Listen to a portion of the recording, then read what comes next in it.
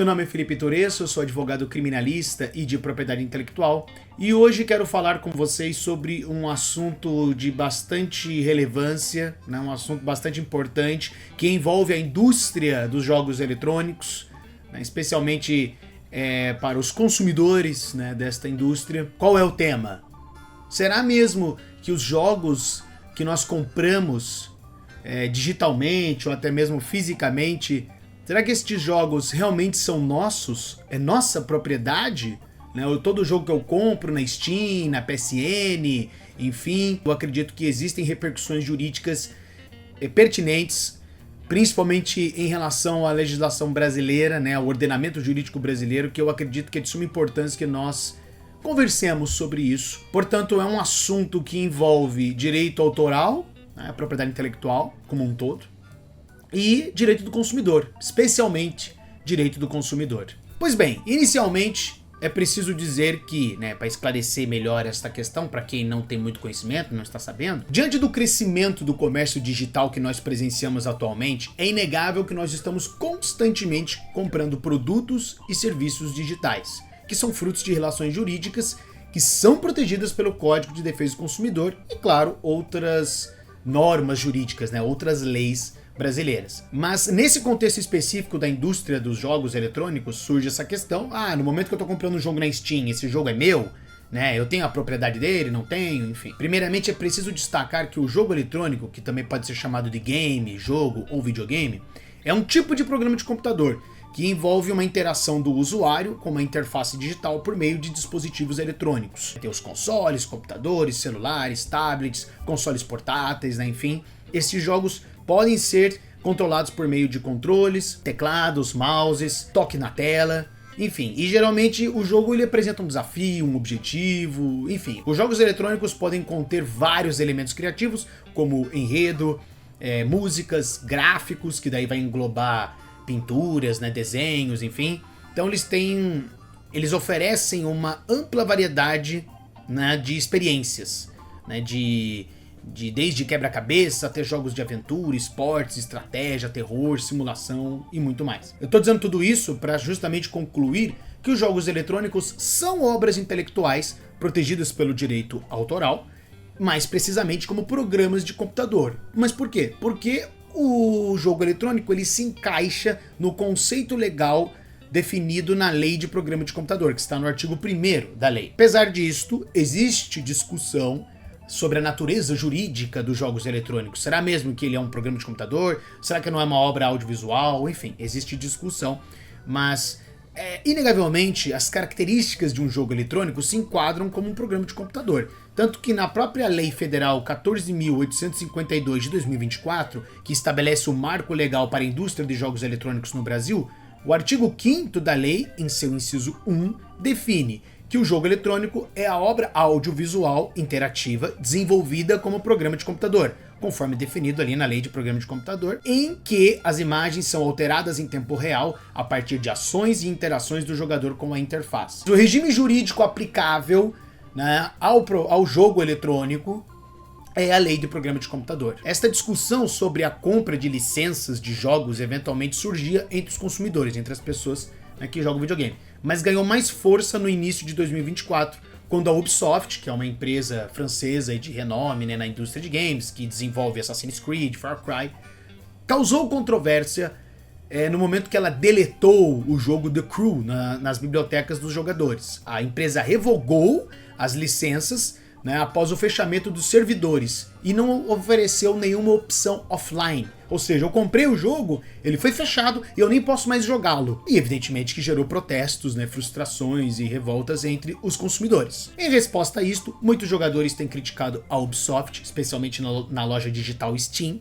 com avaliações negativas sobre o novo jogo, The Crew Motorfest. E com isto, frases como "se comprar não é possuir, piratear não é roubar", né? Essas frases começaram a surgir justamente refletindo o descontentamento dos consumidores. Em setembro de 2024, o governador da Califórnia dos Estados Unidos, o Gavin Newsom, sancionou uma lei que obriga as lojas digitais a esclarecerem para os consumidores que, no momento que está sendo comprado o jogo, a pessoa está comprando uma licença de uso e não a propriedade do produto, a propriedade do jogo eletrônico. Evidentemente que esta informação, né, isso estar mais claro para os consumidores, como eu falei, gerou um descontentamento generalizado e os jogadores expressaram suas frustrações, né, a sua discordância em relação a essas práticas, né, das lojas digitais em diversas plataformas e criou realmente um ambiente de incertezas na indústria dos jogos eletrônicos. Então, resumidamente, esta é a situação que nós estamos no momento,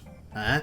Ou seja, toda vez que você está comprando um jogo numa loja digital, de fato, você está comprando uma licença de uso. E isso nós vislumbramos no momento que nós analisamos os termos de uso, os contratos ali de assinaturas, os contratos de uso, enfim. Quando você cria uma conta nessas lojas digitais, PSN, Xbox Live, Steam, Epic Games, enfim, sempre vai ter lá nos termos de uso, no contrato que você vai ter que assinar, entre muitas aspas, né? Porque você só aperta ali para prosseguir e muitas vezes as pessoas nem leem esses termos de uso, esses contratos. No momento que nós analisamos estes termos de uso, geralmente consta lá que você não está comprando a propriedade. O jogo não é vendido para você, mas sim licenciado. Significa dizer que eu posso usar o jogo, eu tenho uma licença para baixar ele quantas vezes eu quiser, enfim, jogar ele, enfim. A questão que estamos discutindo aqui não é no sentido de, não, eu comprei uma licença e eu não posso usar o jogo, eu não posso jogar. Não, você pode.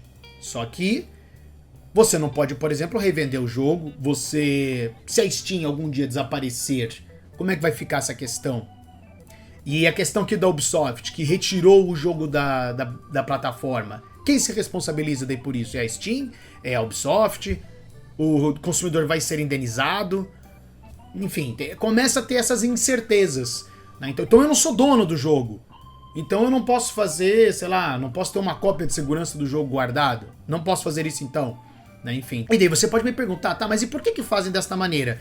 Bom, geralmente é argumentado que se utilizam, né, tecnologias, enfim, anti-pirataria, como por exemplo DRM, enfim, e outras maneiras, né, de você restringir ali o uso dessa cópia do jogo que você adquiriu, justamente para evitar pirataria, enfim. E também convenhamos que essas tecnologias elas não são muito eficazes porque todos sabemos, é notório que no momento que um jogo é lançado, se ele não tem uma tecnologia ali muito sofisticada, anti-pirataria, ele será pirateado e você consegue localizar uma versão pirata do jogo e adquiri-la. Ou seja, esse sistema que essas lojas usam não é eficaz, né? Então, enfim, essas são as questões, são todos os pormenores que eu estou trazendo aqui para conseguirmos entender toda essa situação, que é bastante complexa, mas que, querendo ou não, é totalmente prejudicial para o consumidor. E é claro que estes contratos dessas lojas digitais são normalmente redigidos com base na legislação estadunidense. De outros países também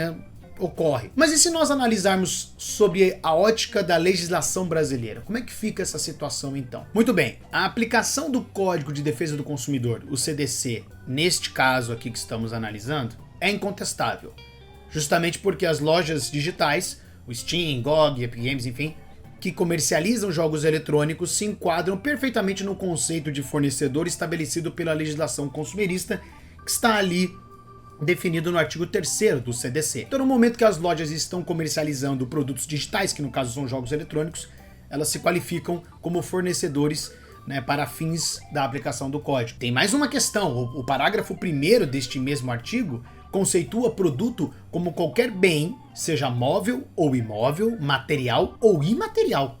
Então essa definição ampla abrange não apenas os bens físicos, as mídias físicas dos jogos que são comprados, mas também os bens digitais, os jogos comprados digitalmente. E lembrando que o artigo 2º do CDC estabelece que consumidor é toda pessoa física ou jurídica que adquire ou utiliza um produto ou serviço como destinatário final. Então, a aplicação do CDC é inequívoca, não temos dúvida quanto a isso. Existem particularidades, existem questões que nós temos que levar em consideração aqui. Primeiramente, os contratos estabelecidos com lojas digitais são classificados como contratos de adesão. O que isso significa? São contratos que as cláusulas foram pré-determinadas unilateralmente pelo fornecedor, pela loja digital.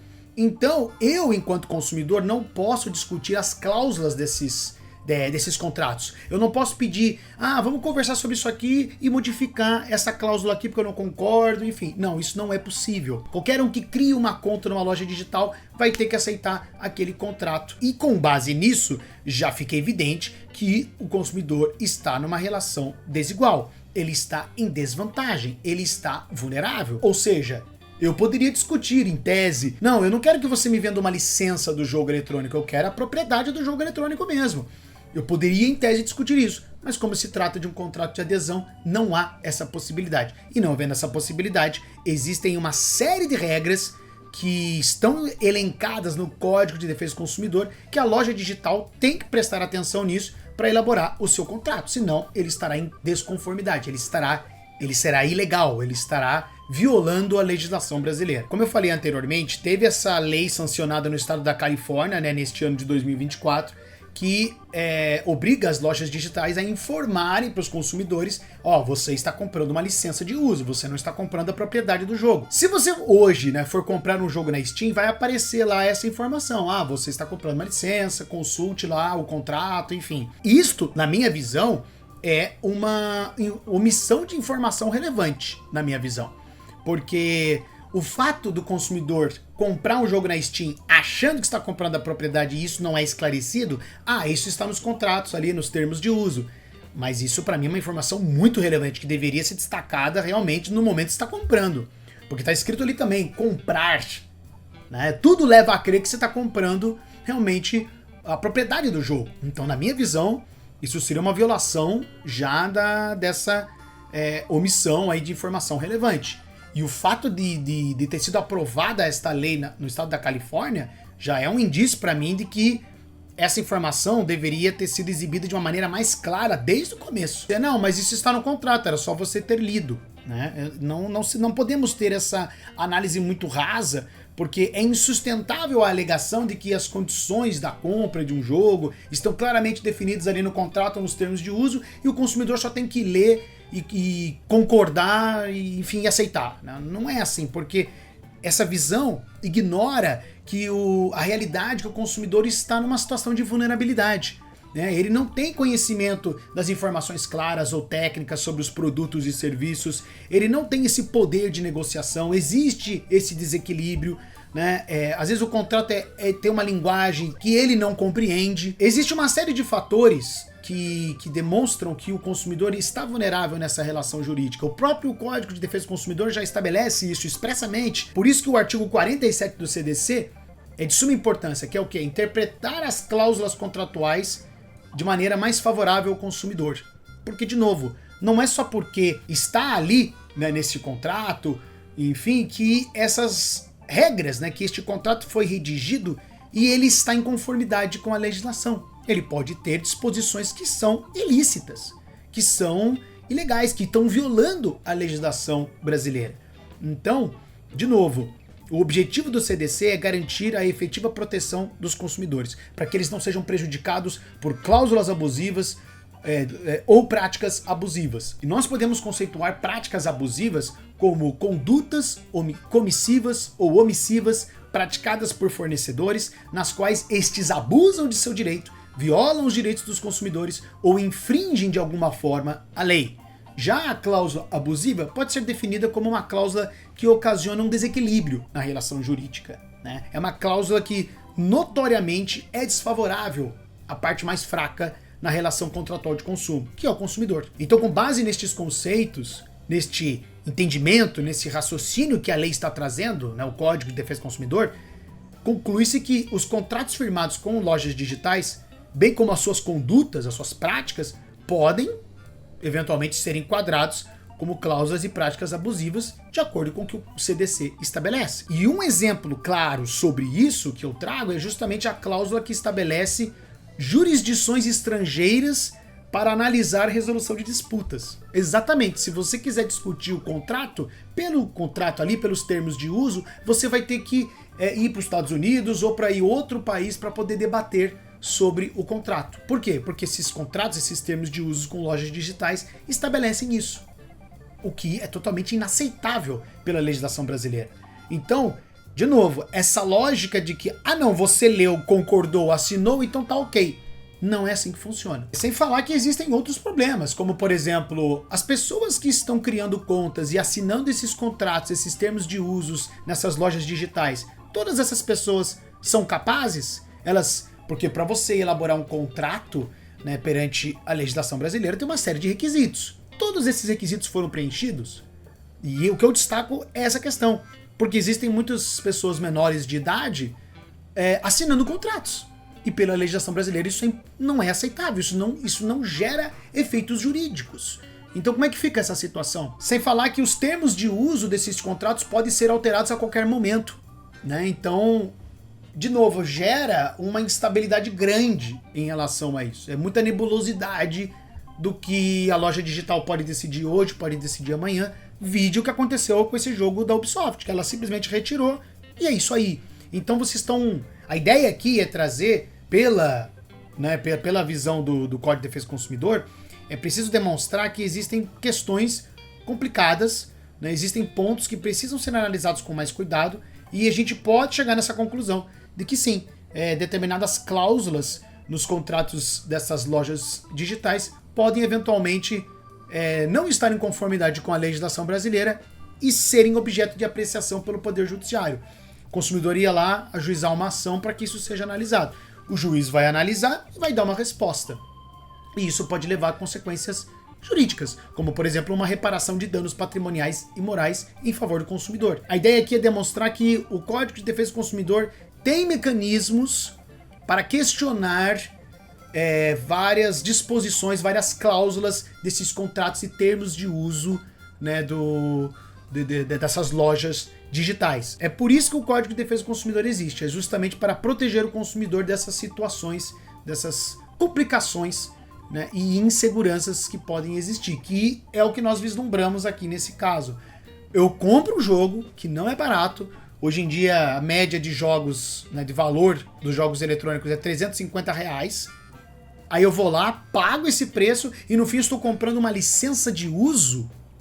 Eu não estou comprando a propriedade. Na minha humilde avaliação, eu não consigo ver isso e concordar com essa disposição contratual.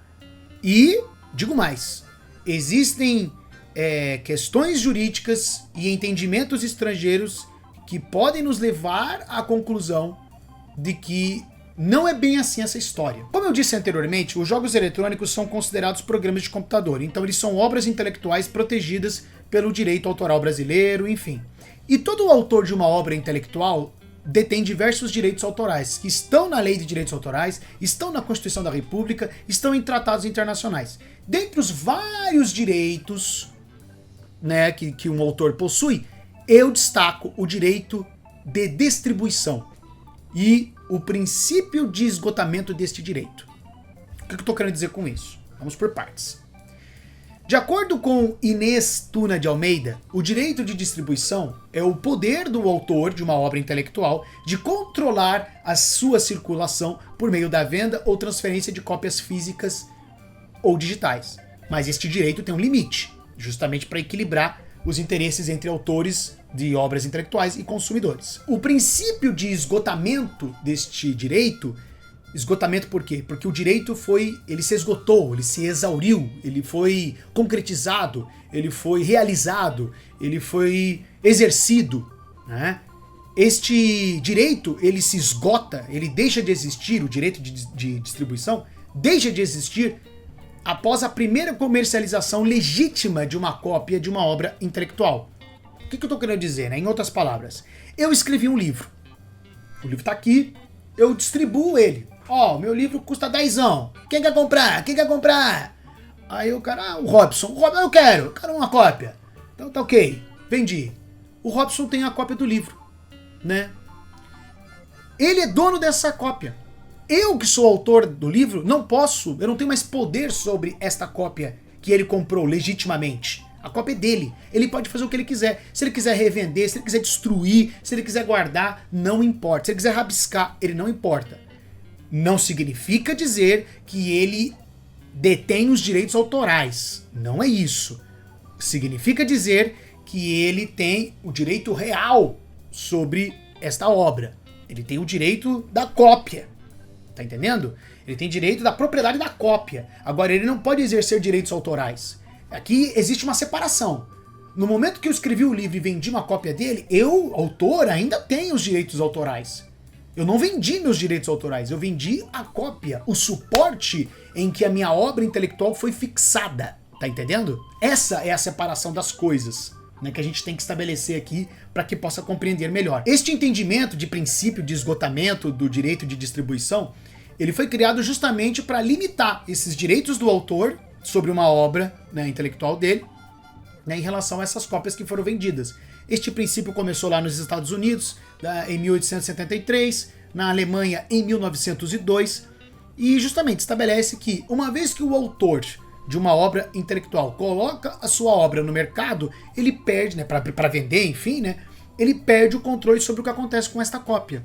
Então, o comprador, o consumidor, pode revender, pode doar, pode emprestar, enfim, sem precisar de uma autorização do autor da obra. A ideia por trás deste conceito, né, deste princípio do esgotamento, é conhecido como a doutrina da primeira venda, The First Sale Doctrine, que é justamente garantir ao comprador, ao consumidor, o direito pleno sobre o exemplar que comprou, separando de novo os direitos autorais que pertencem ao autor da propriedade física ou digital da cópia, que pertence ao consumidor e que é regulado pelo direito real e pelo direito do consumidor. Beleza, Felipe, entendi, beleza. Como a legislação brasileira responde, né, a este problema? Né, porque estamos pegando aqui ideias que são estrangeiras. Como é que isso se aplica no direito brasileiro? Pois bem, a Lei de Direitos Autorais, em seu artigo 5º, inciso 4, conceitua que distribuição é a colocação à disposição do público do original ou cópia de obras literárias, artísticas ou científicas, interpretações ou execuções fixadas e fonogramas, mediante a venda, locação ou qualquer outra forma de transferência de propriedade ou posse. Vocês estão percebendo que é um conceito bem genérico, bem aberto, né, bem abrangente, né, que justamente é uma característica da Lei de Direitos Autorais para ela justamente ser flexível, para ela se adaptar a novas situações, né, como por exemplo com o advento da internet. É claro, ela não é perfeita, tem questões ali, enfim, que realmente são mais complicadas, mas pelo menos nesse aspecto do direito de distribuição realmente é bem abrangente. Isso aí vai de encontro com a redação do artigo 7º da Lei de Direitos Autorais, que estabelece que as obras intelectuais podem ser expressas por qualquer meio ou fixadas em qualquer suporte, tangível ou intangível, conhecido ou que venha a ser inventado no futuro. O direito de distribuição está previsto no artigo 29 da Lei de Direitos Autorais, né, os direitos dos autores, enquanto que o princípio do esgotamento deste direito, né, essa lógica toda que a gente está falando aqui, a doutrina da primeira venda, enfim, não é expressamente contemplado na legislação brasileira. Não existe um dispositivo na lei que esclarece, o princípio do esgotamento, não sei o quê. Não tem isso. Mas o princípio do esgotamento é uma conclusão lógica que se chega, né? E não consigo ver como ela seria ilícita perante o ordenamento jurídico brasileiro. É como eu já expliquei, no momento que o autor está vendendo o seu livro, seja digitalmente ou fisicamente, vai dar no mesmo. A situação, o resultado é o mesmo, né? Eu estou vendendo ali uma cópia, o Robson comprou a cópia, seja física ou digitalmente, e ele é detentor desta cópia. Ele é dono, ele é proprietário do suporte no qual a obra foi fixada, tá entendendo? Ele não é dono ele não tem os direitos autorais, ele é proprietário do suporte, da cópia. É cristalinamente óbvio que esta doutrina da primeira venda é uma conclusão que se chega na legislação brasileira, pelo menos na minha visão, e que se aplica a obras adquiridas digitalmente. Então, de novo, eu comprei a cópia de uma obra intelectual, a cópia é minha, eu faço o que eu quiser com ela. Se eu quiser vender, quiser destruir, quiser emprestar, quiser deixar guardado para sempre, quiser doar, não importa. Eu tenho direito sobre esta cópia. E por que eu tô dizendo tudo isso? Pegando esse raciocínio todo aqui. Porque, na minha visão, é de fácil constatação, considerando que o rol, a lista do artigo 39 do CDC, que justamente regulamenta a vedação de práticas abusivas, a lista deste artigo é exemplificativa. São exemplos, né, de práticas abusivas. E na minha visão, se uma loja digital impede essa questão do princípio do esgotamento aqui, enfim, desse raciocínio que eu estou falando do direito de distribuição, na minha visão, isso é uma prática abusiva. E talvez seja um abuso de direito autoral, que é uma tese interessantíssima, né, explicitada por Carlos Afonso Pereira de Souza, né, que resumidamente ele argumenta que o abuso de direito autoral ocorre quando o titular, né, o dono, né, dos direitos autorais, exerce os seus direitos além da sua função legítima, priorizando excessivamente os interesses privados e limitando o acesso público à cultura e ao conhecimento. Esta tese sugere que o abuso de direito autoral pode ser combatido aplicando a teoria do abuso de direito que está prevista no artigo 187 do Código Civil, porque a ideia é reequilibrar os interesses entre a exploração econômica da obra e o acesso ao público, especialmente em situações que envolvem prazos excessivos de proteção, restrições tecnológicas e ações indenizatórias desproporcionais. Em outras palavras, as lojas digitais estariam, hipoteticamente, abusando do seu direito, ou seja, estabelecendo regras, estabelecendo termos de uso, enfim, que mais beneficiam as próprias lojas e os desenvolvedores, as empresas de jogos, do que os consumidores. Justamente nessa questão aí, porque no momento que eu estou comprando um jogo digital, eu estou comprando apenas uma licença de uso. Eu não tenho ali um jogo, eu não posso revender um jogo que eu comprei na Steam. Vamos supor, comprei o jogo, joguei, não gostei mais, não quero mais saber, quero revender. Eu não posso fazer isso, coisa que na mídia física eu posso fazer. Então percebe que existe um tratamento desigual da cópia física e da cópia digital. E é claro que isso daí pode ser considerado como práticas abusivas, cláusulas abusivas, elencadas ali, enfim, no Código de Defesa do Consumidor, e mesmo as que não estejam elencadas, porque, como de novo, os halls, né, as listas destes artigos, né, desses dispositivos do CDC são exemplificativos, ou seja, eles não abordam todas as situações que são consideradas cláusulas abusivas ou práticas abusivas. Então, se a prática ou a cláusula se enquadrar nos conceitos que nós falamos ali anteriormente, enfim, claro, isso aí tem que ser analisado daí num eventual processo judicial, mas sendo constatado isso, há realmente uma violação ao Código de Defesa do Consumidor. Como os jogos eletrônicos são considerados programas de computador perante a legislação brasileira, existem particularidades que nós precisamos levar em consideração. A Lei de Programa de Computador estabelece no seu artigo 9º que o uso do programa de computador será objeto de contrato de licença. Só que a lei não diferencia, né, ela não define o que seria esse contrato de licença. Né? Ela não dá como eu posso dizer, uma definição clara. E muito menos qual que seria a diferença entre licenciar e vender. Embora exista, né, aparentemente exista uma diferença, a lei não diz qual é esta diferença. A Lei de Direitos Autorais estabelece que você pode, né, transferir totalmente ou parcialmente os seus direitos autorais, né, de uma obra, enfim, por meio de um contrato de licenciamento, concessão, cessão ou por outros meios admitidos em direito. Só que, de novo, a Lei de Direitos Autorais não conceitua, não define o que é um contrato de licenciamento, um contrato de concessão, um contrato de cessão, enfim. Entende-se que licença é semelhante a uma cessão parcial de direitos. Estou transferindo parcialmente direitos, né, da minha obra intelectual. Já a cessão total, né, seria passar todos os direitos, você transferir todos os seus direitos para uma outra pessoa. Só que no fim das contas, pouco importa o nome do contrato. É um contrato de licença, é licença de uso, é não sei o quê. No fim das contas, a nomenclatura, né, não faz diferença. O que importa realmente na prática é o conteúdo do contrato, conforme fala Carlos Alberto Bittar. Eu cito ele, que ele diz o seguinte: assim, na prática, sob o nome contrato de prestação de serviços, se tem o de encomenda. Muitas vezes se fala em licença, mas no fundo se trata de cessão e assim por diante. Então, não importa, é um contrato de licença, o que importa é o que está escrito no contrato, quais são as regras estabelecidas. Eu posso usar, não posso, eu posso emprestar, não posso. O que importa é isto no fim das contas. E aqui, especificamente, estamos falando de um contrato estabelecido entre partes, né, envolvendo direito autoral totalmente. Né? Não, nessa hipótese, não envolveria direito do consumidor. Né? Só que o que nós estamos tratando aqui da compra de jogos eletrônicos envolve direito do consumidor. Então, é uma situação especial que tem que ser levado em consideração o direito do consumidor. O direito autoral, via de regra, protege o autor. Numa situação comum, o autor é protegido a todo custo, por assim dizer, porque a própria lei estabelece isso.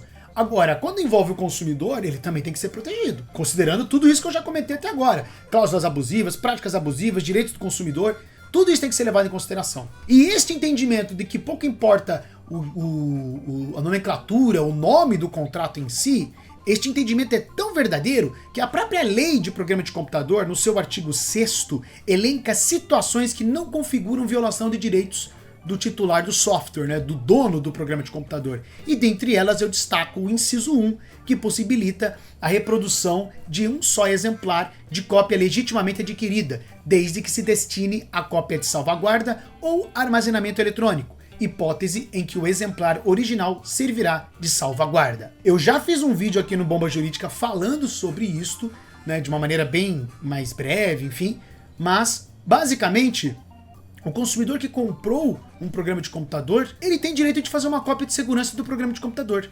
E veja, pouco importa se foi licenciado, se foi comprado propriamente ou tem a propriedade, enfim, não importa. A lei diz ali, cópia legitimamente adquirida. A lei não faz uma diferenciação. Não, só no caso de você comprar a propriedade, aí sim você pode fazer uma cópia. Não. É um direito que está condicionado a requisitos. Eu tenho que comprar um jogo, né, legitimamente, e eu tenho o direito de fazer uma cópia de segurança, uma cópia de salvaguarda. Que daí, nesse âmbito de lojas digitais de jogos eletrônicos, o que mais chega perto disso é o GOG. Né? Porque, de novo, você compra o jogo e você pode baixar um instalador offline do jogo. E lembrando, isso não é uma violação de direito autoral. A própria legislação está estabelecendo isso. E é por isso que chegamos na conclusão. A presença de tecnologias que visam coibir práticas e violações de direitos autorais, né, proibir pirataria, enfim, como o DRM, e os modelos contratuais utilizados por essas lojas impõem barreiras quando você quer exercer esse direito de fazer uma cópia de segurança. Então, a dificuldade ou até mesmo a impossibilidade de realizar cópias de segurança, na minha visão, pode ser interpretado como uma cláusula abusiva, conforme o inciso 1 do artigo 51 do CDC. Se a loja faz um contrato que ela não possibilita que você faça uma cópia de segurança do seu jogo, na minha visão é uma cláusula abusiva. É uma maneira de fazer com que o usuário possa proteger o seu investimento, garantindo que mesmo que a loja digital desapareça, eu sempre terei acesso ao programa, porque eu tenho ali um instalador offline, eu tenho uma cópia dele, enfim. E lembrando que jogos eletrônicos são caríssimos no Brasil. Você paga um valor alto, R$350, às vezes 400, 200, 250, que seja, você está pagando um valor correspondente, né, ao que é para ser cobrado, né, do jogo. E daí no fim está comprando uma licença de uso. Na minha visão, não tem como vislumbrar essa situação e achar que isso está correto. No fim, o consumidor é uma espécie de inquilino que pagou um valor, tem acesso, claro, ali ao jogo, mas eu não posso fazer uma cópia de segurança. Entende? A falta de razoabilidade que tem nessa relação jurídica é desproporcional. Então, com base nas disposições do CDC e nas regras aqui de direito autoral, principalmente nessa questão da lei de programa de computador, podemos concluir que sim, o jogo que você compra lhe pertence. É sua propriedade. Não faz sentido não ser sua propriedade. Esses contratos, eventualmente, podem ser revisados, podem ser analisados perante o Poder Judiciário e pode ser que alterações contratuais sejam realizadas para que o consumidor tenha os seus direitos garantidos, né, e traga mais equilíbrio nessa relação consumerista. Porque, na minha visão pelo menos, o fato de ter sido sancionada uma lei no estado da Califórnia e na Austrália já se demonstra que, mesmo que seja inicial, mas existe já um movimento para que a propriedade, né, do jogo, né, esse movimento, né, para que essa prática, esse entendimento que temos hoje em dia mude. Porque não faz sentido você vender um jogo lá por R$350, você compra e você só tem uma licença de uso. Enfim, e essa discussão que eu estou fazendo aqui se torna ainda mais pertinente quando nós analisamos casos e entendimentos estrangeiros. É muito interessante porque em 2012, por exemplo, no Tribunal de Justiça da União Europeia, foi analisado um caso que era uma disputa entre a empresa UsedSoft e a Oracle sobre a revenda de programa de computador de segunda mão, que seria um programa de computador usado, né? A questão central ali, né, deste caso envolvia a interpretação da Diretiva 2009-24/CE, que regula a proteção de programas de computador, especialmente os artigos 4º e 5º, que tratam dos direitos de distribuição. Por isso que eu estava falando ali anteriormente sobre direitos de distribuição, esgotamento e tal. Porque a discussão é essa. O que aconteceu? A UsedSoft comprou licenças de um software da Oracle e as revendeu, permitindo que os clientes baixassem o programa diretamente no site da Oracle e, portanto, foi alegado que essa prática violava direitos autorais. O Tribunal de Justiça da União Europeia foi provocado para que esclarecesse se a revenda de licenças de um programa de computador adquiridos pela internet infringia os direitos autorais da Oracle. O questionamento era se o direito de distribuição se esgotava após a primeira venda. Dentre vários argumentos jurídicos e factuais que foram apresentados, e claro, levando em consideração a legislação europeia, né, enfim, que daí tem as suas particularidades, o tribunal decidiu que o esgotamento do direito de distribuição se aplica também às cópias de programas de computador baixadas na internet, então cópias digitais. Só que ele estabeleceu requisitos. A licença tem que ter sido concedida pelo titular dos direitos do programa de computador, a licença não tem limite, ela é perpétua, tem que ter ocorrido um pagamento que corresponda ao preço econômico da cópia do programa e, com isto, há o esgotamento do direito de distribuição. Então você se torna proprietário desta cópia e você pode fazer o que você quiser com ela. E além disto, o Escritório de Direitos Autorais dos Estados Unidos, em 2016, publicou um relatório interessantíssimo abordando se existe uma Digital First Sale Doctrine, né, uma doutrina da primeira venda digital. Alguns argumentaram que as transmissões digitais não se enquadram no direito de distribuição, mas o relatório defendeu que a distribuição inclui sim transferências digitais, né? Então, coisas que você compra digitalmente, aplica-se esse princípio do esgotamento. Então, existe sim uma Digital First Sale Doctrine, né, de acordo com o Escritório de Direitos Autorais dos Estados Unidos. Só que, é claro, este relatório é uma opinião, é só isso. É a visão do escritório a respeito disso. Ela não é vinculativa, mas é claro que ela pode influenciar futuras decisões judiciais e alterações legislativas lá nos Estados Unidos. Então é isso, galera. Falei. Eu espero que eu tenha sido claro, né? São muitos pormenores que temos que levar em consideração para conseguir entender toda essa situação. Enfim, concluindo tudo aqui, chegamos então de novo na pergunta. Felipe, o jogo que eu compro digitalmente é meu ou não?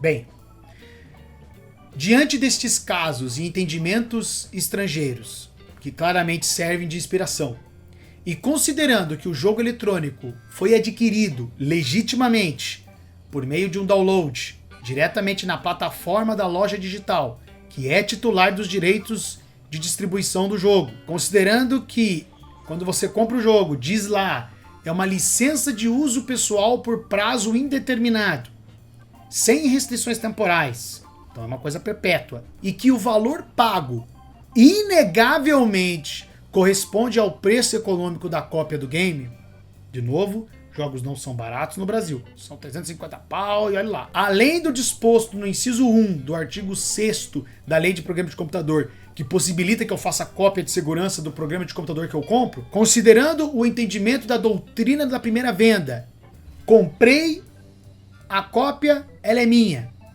Considerando a tese de abuso de direito autoral, que seria uma proteção excessiva do direito autoral, em prejuízo de consumidor, enfim, de qualquer outra pessoa que queira usar, né, queira ter acesso àquela obra intelectual.